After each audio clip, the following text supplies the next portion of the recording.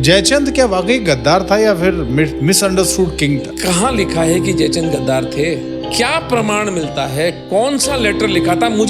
मैं तो खंगाल ली पूरी इतिहास की, मध्यकालीन इतिहास, मुझे तो कोई लेटर नहीं मिला, कोई उल्लेख भी नहीं मिला मुझे तो कहीं उसका। पहली बात तो उनकी भाषा समझ में नहीं आती, संस्कृत हिंदी में लिखते थे, ये प्राकृत में लिखते थे, जो भी भाषा थी उस वक्त की वो अरबी पढ़ता था।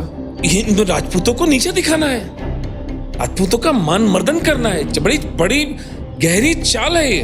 भाई दो राजाओं के बीच में, दो ब्रदर्स के बीच में नहीं बनती तो नहीं बनती, लेकिन आप उसका जो क्राइटेरिया बना रहे हो, उसका जो क्रेडिट दे रहे हो, वो शत्रु को दे रहे हो।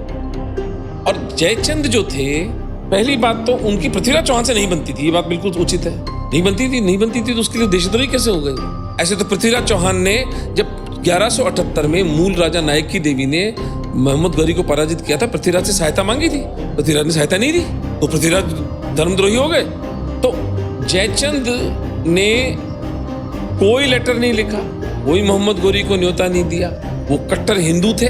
पृथ्वीराज की हत्या के बाद कन्नौज के ऊपर हमला करके जयचंद का भी वध किया गौरी ने, और वो युद्ध में वीर गति पाई है, ऐसा नहीं कि धोखे से मारा उनको, बाकायदा युद्ध हुआ उनका। अगर जयचंद उनके मित्र थे और जयचंद थे देशद्रोही थे, धर्मद्रोही थे, गौरी को क्या आवश्यकता थी उनके पर हमला करने की? वो तो मित्र था उनका।